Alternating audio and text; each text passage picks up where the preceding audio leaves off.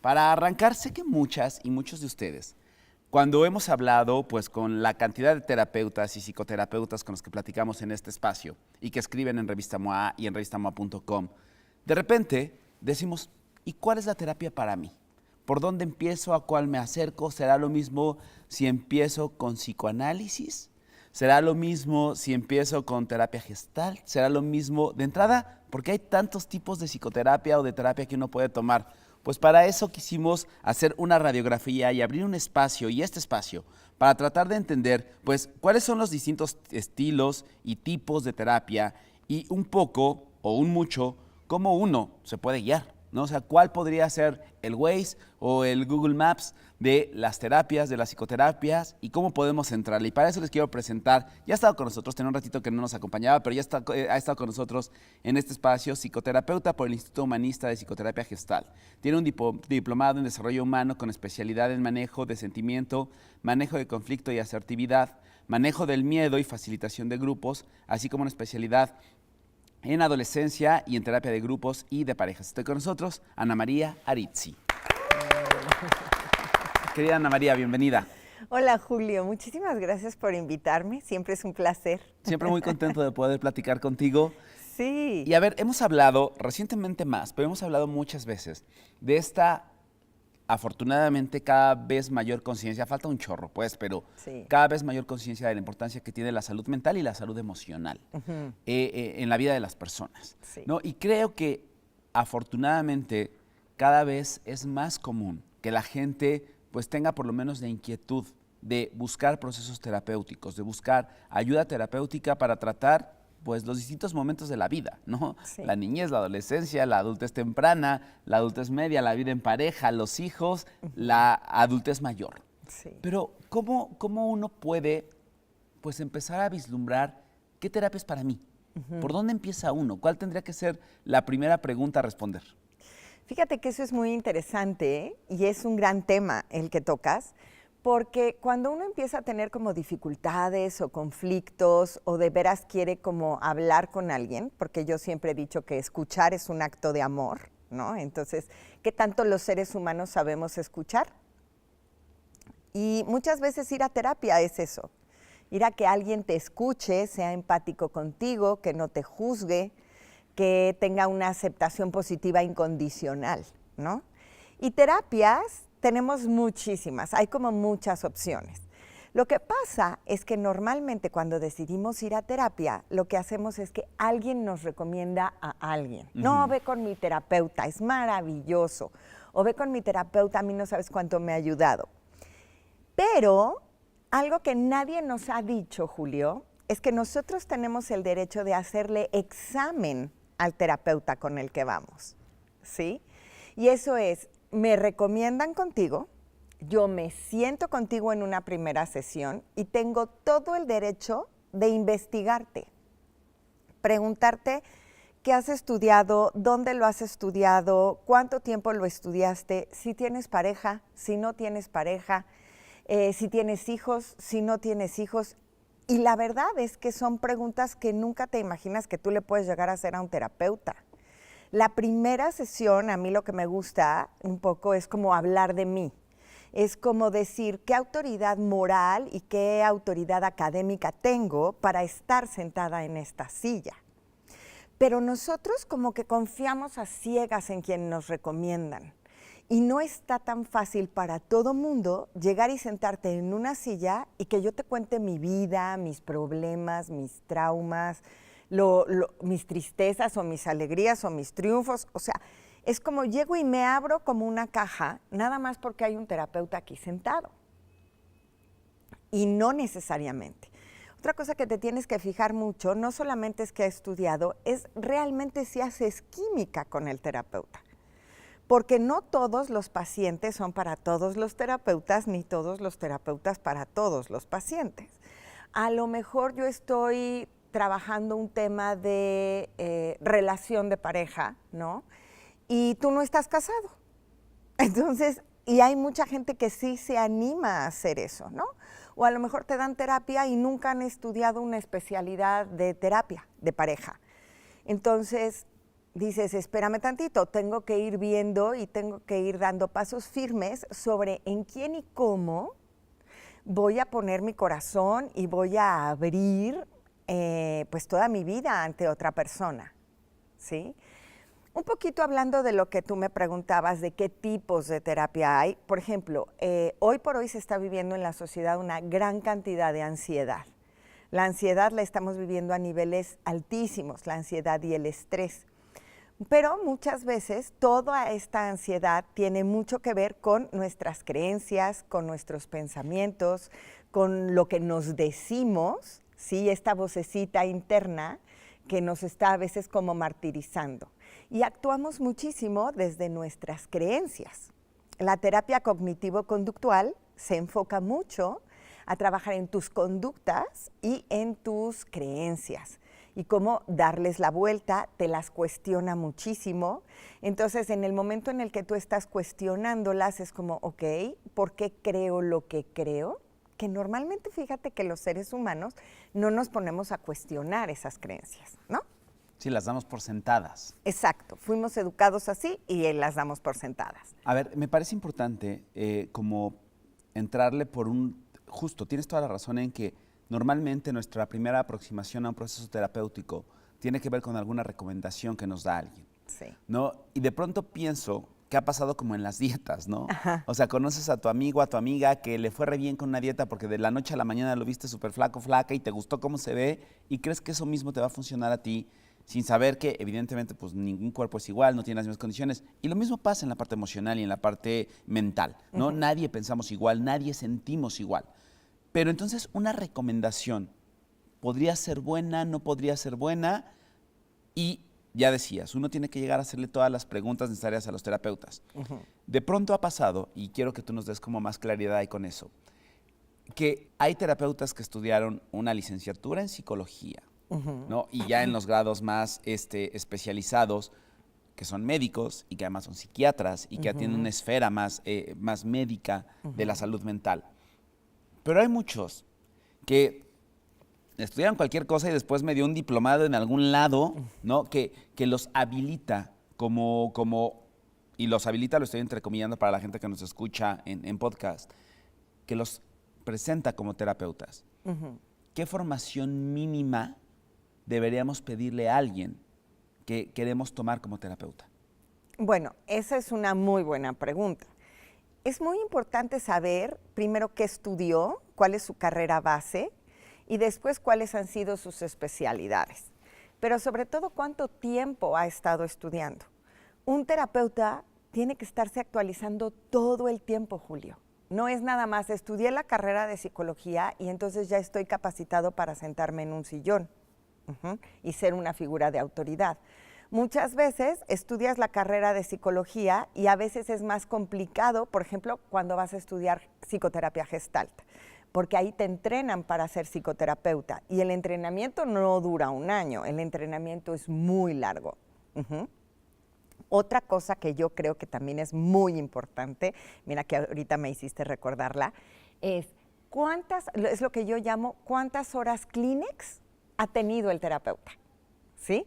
Y horas Kleenex me refiero a cuánto trabajo personal tiene. El otro día en una conversación yo dije, es que tengo un poco de miedo de hacer esta pregunta. Y entonces me decían, ¿cómo? ¿Una terapeuta que tiene miedo? Sí, efectivamente, los terapeutas somos seres humanos que tenemos miedo, que obviamente también nos sentimos mal y que curiosamente cada terapeuta que veas que es su especialidad, seguro lo que estudia o a lo que se dedica es su punto débil, ¿sí? O sea, quien se ha apasionado a lo mejor por la terapia de pareja, es su tema de vida. Quien, como en mi caso, por ejemplo, me he especializado mucho en el tema de adolescencia, es porque fue el tema, o ha sido el tema de mi vida, todo lo que viví en la adolescencia y que creo que la adolescencia marcó muchas cosas en mi vida, ¿no?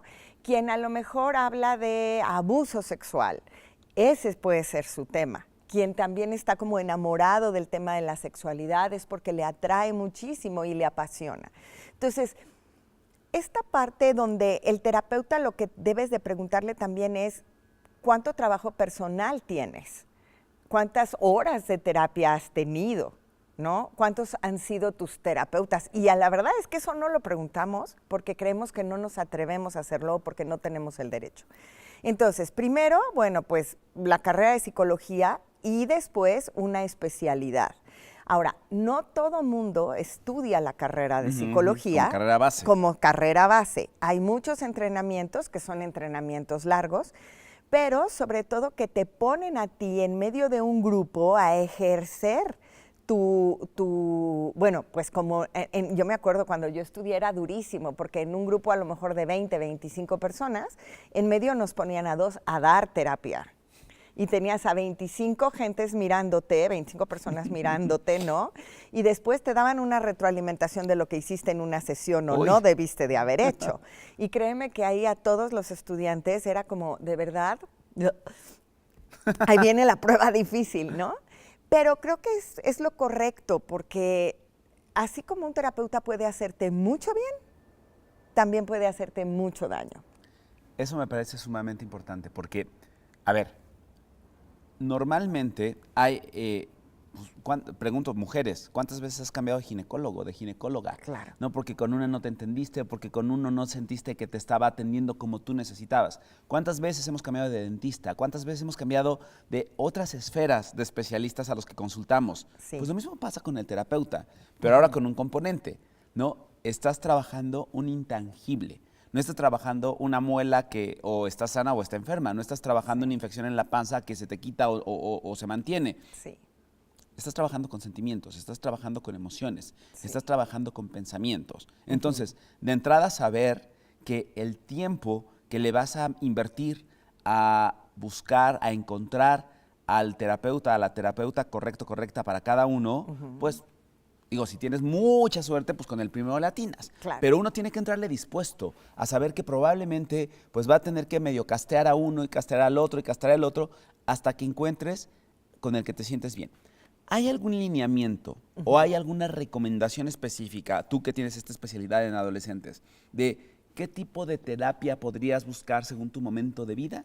Es decir, ¿podrías tú a un niño de 10, 12 años a un psicoanálisis? Un psicoanálisis. Ok, muy interesante.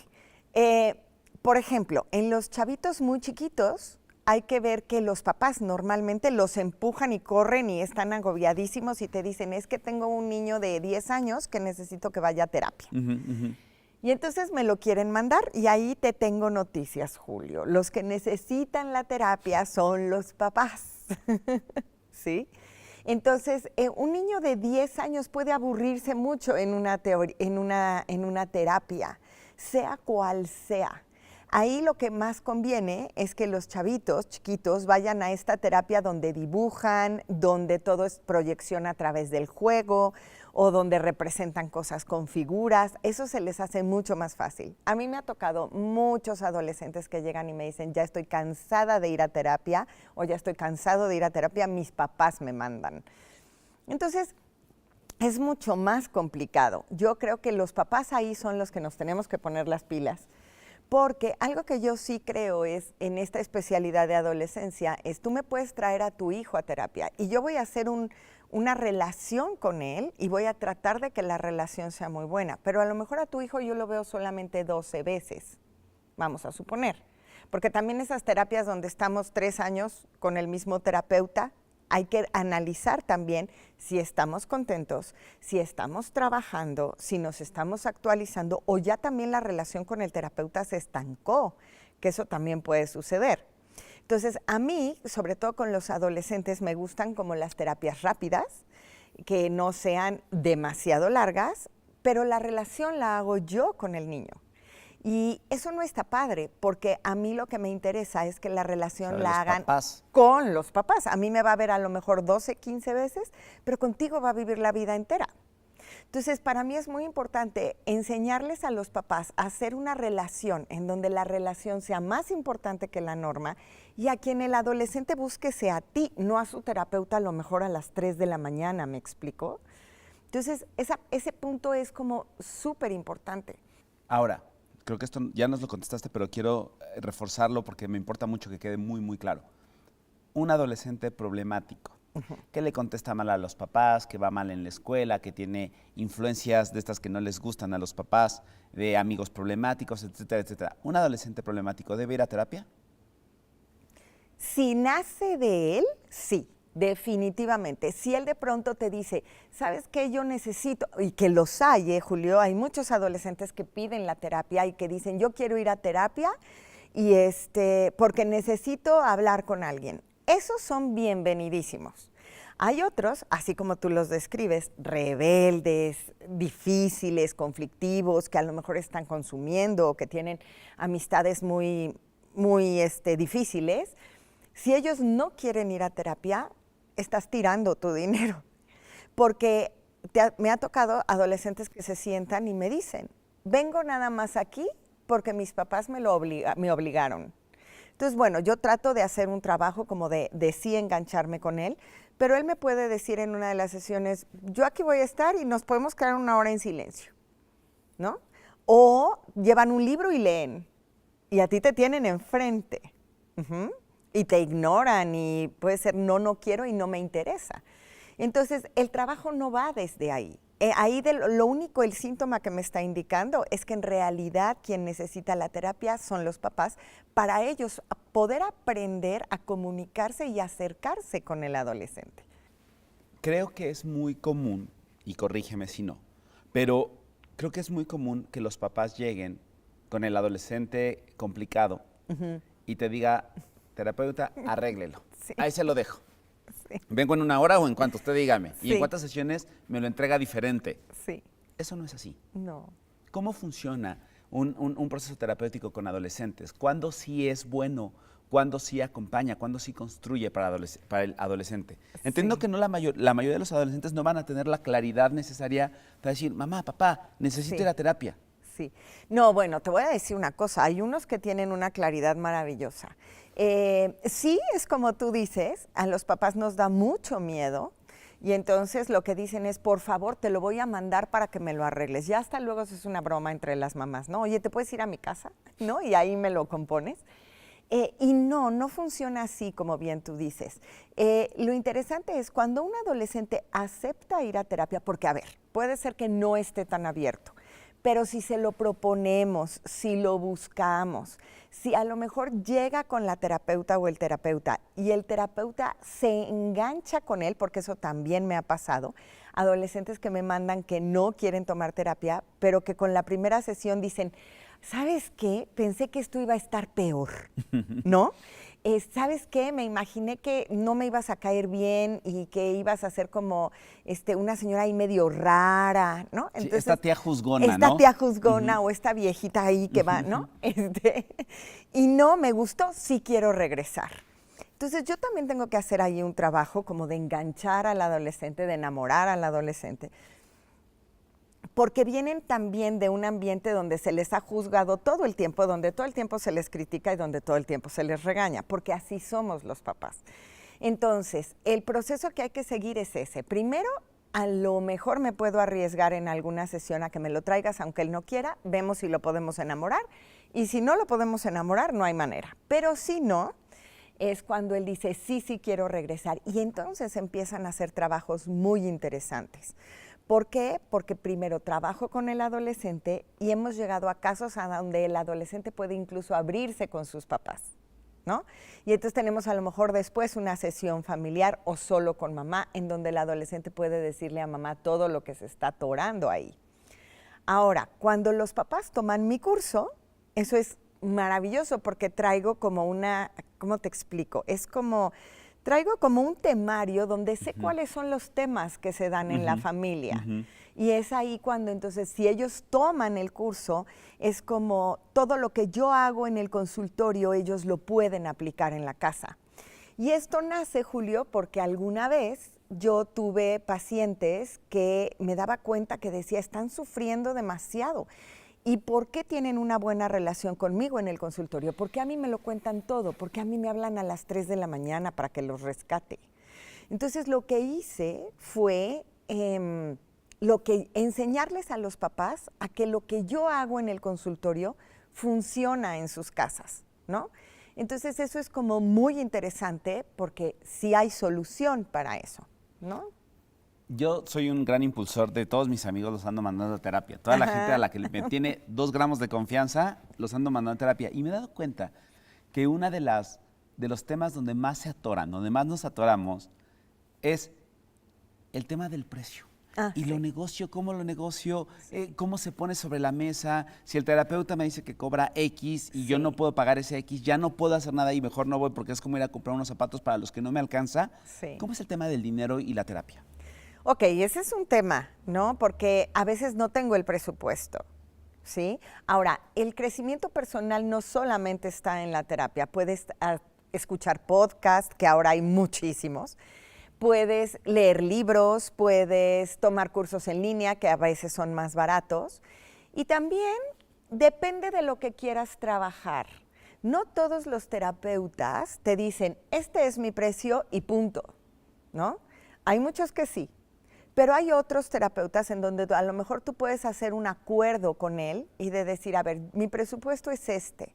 ¿Tú podrías darme terapia o no? Porque, no todos tampoco, pero muchos sí tenemos como un rango de decir, a mí esto a veces me gusta hacerlo también por servicio social y cuando no todo mundo tiene esas capacidades. Sí, hay mucha vocación de por medio. Sí, sí. Yo cuando de verdad a veces estoy viendo un adolescente que no la está pasando bien, no le doy terapia al adolescente, mejor a los papás les digo, ¿sabes una cosa? Entra a mi curso, te cobro la mitad, ¿sí?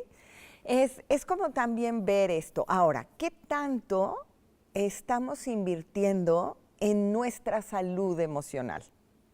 A veces vale la pena, porque este es un tema muy importante. ¿Cuáles son tus prioridades en la vida? Porque hay gente que todo le parece caro, Julio, ¿sí? Entonces podemos invertir... Sí, que te dice que no puedo pagar una terapia de 700 pesos, pero sí ves que traen el último iPhone, ¿no? Por o sea, ejemplo. y dices, Por padre, ejemplo. ¿cómo? Ajá. O los niños, ellos a lo mejor no quieren tomar un curso, pero los niños traen unos tenis de X cantidad. X cantidad, ¿sí? Claro. Ahora, ¿qué haces como paciente cuando tu terapeuta no te cae bien? Cuando llegas y dices, es que esta vieja me pone histérico. Sí. Es que este compadre no lo soporto. ¿Qué haces? Ajá. Maravilloso, porque ahí hay un detonante. Muchas veces puede ser que el terapeuta no te caiga bien porque te está confrontando, ¿sí? Porque te hace preguntas incómodas. Muy incómodas. Porque te hace que te des cuenta y que veas cosas que no quieres ver. Sí. Y también existe, ¿por qué no?, la razón en donde dices, no hago clic con él, no hago química, su modo no me gusta, sus preguntas no me, o sea, aparte de que me confrontan, no me gusta su modo. El problema es que no tenemos o no hemos aprendido todavía a tener conversaciones incómodas. Pero una conversación incómoda sería, oye Julio, si tú eres mi terapeuta, ¿sabes una cosa? No me estoy sintiendo cómoda en las sesiones, no me estoy sintiendo a gusto, tu modo a veces me parece muy confrontante, me parece muy agresivo y honestamente no me gusta. O siento que no me estás poniendo atención. Exacto. O siento que le estoy hablando a la cortina. Ajá, o siento que mi tema te da mucha flojera.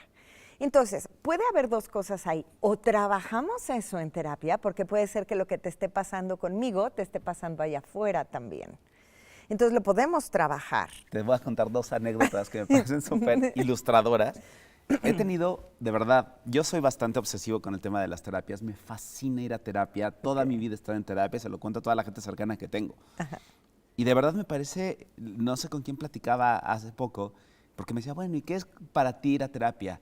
Y lo que les digo, es como prender la luz. O sea, es como haber estado caminando en una habitación oscura, tropezándote con algo, chocando con algo, creyendo que algo que se ve ahí es una cosa que no termina siendo eso, y es como prender la luz. Pero en ese camino y en ese trayecto que me ha tocado, pues he tenido muy buenos terapeutas y he tenido muy malos terapeutas, ¿no? Y hay 2 que recuerdo mucho, una muy buena terapeuta, pero que a mí algo me proyectaba, que la primera sesión que tuve con ella, la vi como una viejitititita. Y yo dije, es que cómo estoy yendo a terapia con mi abuelita, ¿no? Y con el paso del tiempo dije, güey, ¿qué me pasó? Ni era viejita, ni... O sea, y cambió por completo la forma física en la que yo la percibía. Nada más para que veamos justo el poder de percepción. Claro. Y la segunda, ahí sí era un terapeuta que yo no sé si era a la hora de las sesiones que teníamos, pero toda mi sesión se la pasaba bostezando. Hijo, qué difícil. Hasta que un día le dije, oye, o cambiamos la hora o duermes bien o esto no está funcionando porque yo sentía que todo mi tema le daba hueva. Sí, claro, por supuesto. Entonces, uno se tiene que sentir cómodo Sí. y tienes que aprender a decirle al terapeuta, esto que estoy viendo no me está gustando. Así es. Los terapeutas se ofenden, Ana María. Bueno, a mí me encanta tu pregunta. Depende del trabajo personal, sí, del terapeuta. O sea, el terapeuta no tendría que ofenderse, ¿sí? ¿Por qué? Porque tiene trabajo personal, porque sabe que a lo mejor que mucho de lo que le pasa al paciente es cosa del paciente, o porque hay algo que yo también estoy haciendo como terapeuta, de lo cual tengo que responsabilizarme, que puedo estar haciendo en la sesión. Si yo soy un terapeuta que cada vez que tú llegas a sesión me estoy durmiendo, ¿no? Porque pongo mi sesión a las 4 de la tarde, cuando es la hora del, ¿cómo se dice? La hora del... El mal del puerco. El mal del puerco, claro. Si a esa hora es la hora del mal del puerco y yo de veras no puedo con eso, pues entonces como yo tengo que autorregularme como terapeuta y decir, yo no puedo poner sesiones a las 4, duermo de 3:30 a 4:30 y a las 4:30 tengo mi primera sesión.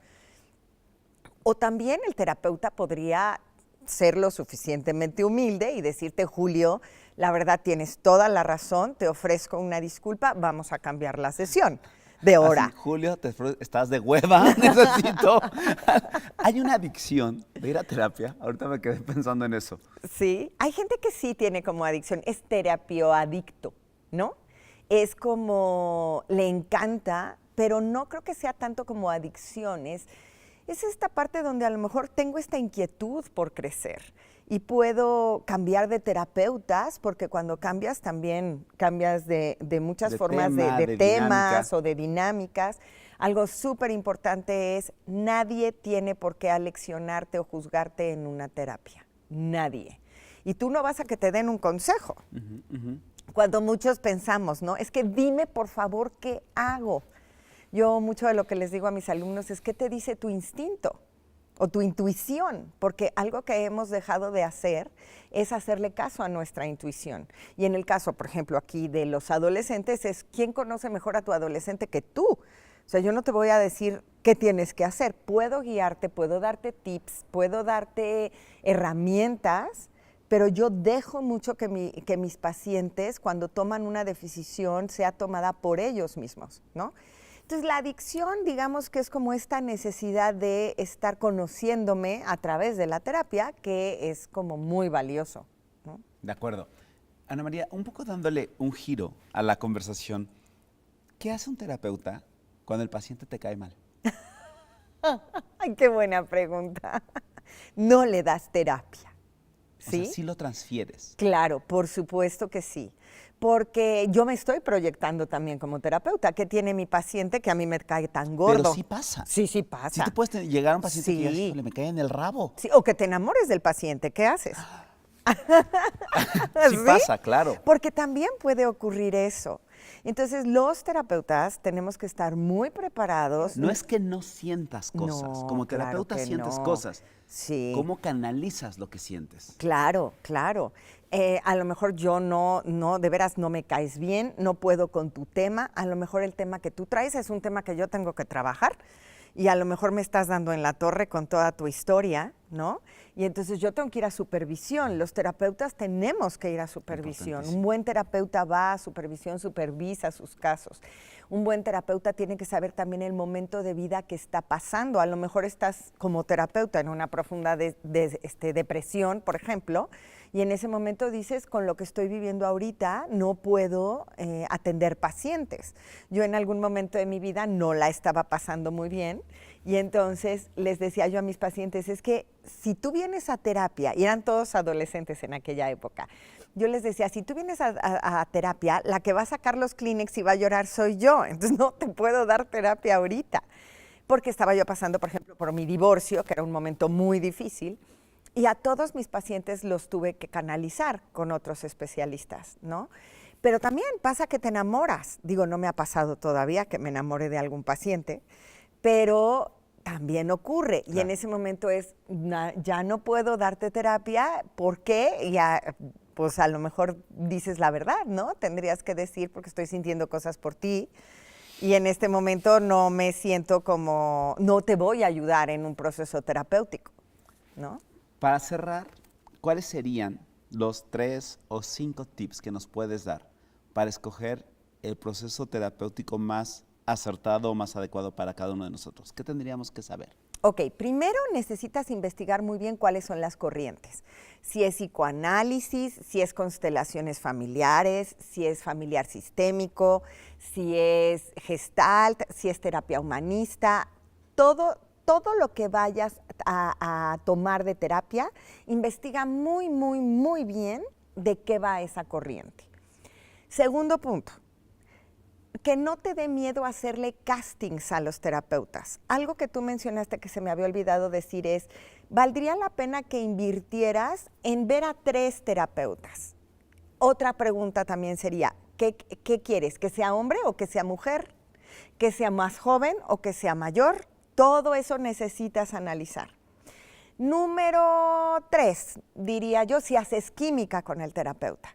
¿Sí? Que te caiga bien, que te entiendas, sientas cómodo, que te cómoda. sientas cómodo, cómoda. Creo que eso es como lo más importante, ¿no? Y que tengas la valentía de cuando no te estés sintiendo cómodo o no estés de acuerdo con el terapeuta, que se lo digas. Mira, algo muy importante, Julio, el terapeuta no está por encima de ti. Y muchas veces le damos esa autoridad. Como lo hacemos con los doctores, con los sacerdotes, como lo Así hacemos con es. estas figuras que consultamos. Así es. El terapeuta es el que recorre un camino a tu lado. El experto en ti eres tú. Y esto es como si camináramos en un bosque. Yo llevo la linterna, pero tú vas caminando junto a mí. Entonces a lo mejor tú me dices, mira, alumbra allá hay un pantano. Ah, ya vi el pantano. A ver, y entonces yo te ayudo a que miremos el pantano. Ay, allá hay unas luciérnagas. Ah, y analizamos las luciérnagas. Pero el experto eres tú. Entonces, si yo le doy una autoridad mucho más grande al terapeuta, puede llegar a desequilibrarse la relación, ¿sí? Tú estás en una relación donde nos vamos acompañando uno al otro y vamos mostrando el camino, los terapeutas. Pero no somos una figura de autoridad donde yo te tenga que decir qué tienes que hacer, porque no es mi verdad, es la tuya. Algo que escucho frecuentemente en la gente que empieza o se resiste a empezar procesos terapéuticos es como una especie de incomodidad por tener que pagar para que alguien te escuche. ¿Qué estás contratando cuando estás contratando a un terapeuta? Ok, estás contratando, yo en mi experiencia creo, su propia experiencia, ¿sí? Su experiencia de vida, sus conocimientos por lo que ha estudiado y porque debe de tener más trabajo personal que tú, ¿sí? Entonces, esa experiencia cuesta. No podemos verlo como pago por cariño o pago por escucha o pago porque esta persona me haga sentir mejor. Es porque estoy pagando porque creo que esta persona ha tenido las herramientas y las ha desarrollado, pero sobre todo las ha puesto en práctica y en su vida han funcionado. Yo, por ejemplo, creo que sería un grave error de mi parte tener 2 hijos adolescentes, ¿no? Y que sean 2 muy malas personas o que tengan una muy mala relación conmigo y dedicarme a dar cursos para papás de adolescentes, ¿no? Una de las cosas que creo que, gracias a Dios, me salió bien, ¿no? Y no solamente gracias a Dios, sino a todo lo que estudié y todo el esfuerzo que hice y todos los cambios que hice en mi forma de conducirme con ellos, que hizo que ellos sean unos buenos seres humanos y que la relación con ellos sea estupenda al día de hoy. Pero pagas por eso, pagas por todo lo que la gente estudia, por todo lo que los terapeutas trabajan en sí mismos, su crecimiento personal y también el académico. Porque un buen terapeuta sigue invirtiendo todo el tiempo en sus entrenamientos. Un terapeuta no puede dejar de estudiar, de leer, de capacitarse, de supervisarse. Eso a nosotros nos cuesta también. La supervisión es como si nosotros fuéramos a terapia, pero supervisamos los casos, ¿no? ¿Dónde te encuentran? Para toda la gente que esté buscando terapia, para toda la gente que tenga hijos adolescentes y que necesite compañía y un poco de orientación, ¿dónde estás? Yo estoy en www.anaaristiconz.com, ahí me encuentran en todas mis redes, YouTube, Facebook, Instagram, ahí estoy. Y bueno, al servicio de todo lo que ustedes puedan necesitar. Muchas gracias. Qué placer volver a platicar contigo Gracias, acá. Julio. Con esto nos vamos. Que tengan una excelente mañana, tarde o noche. Y nos vemos o nos escuchamos en el próximo episodio de Consultorio MOA. Bye.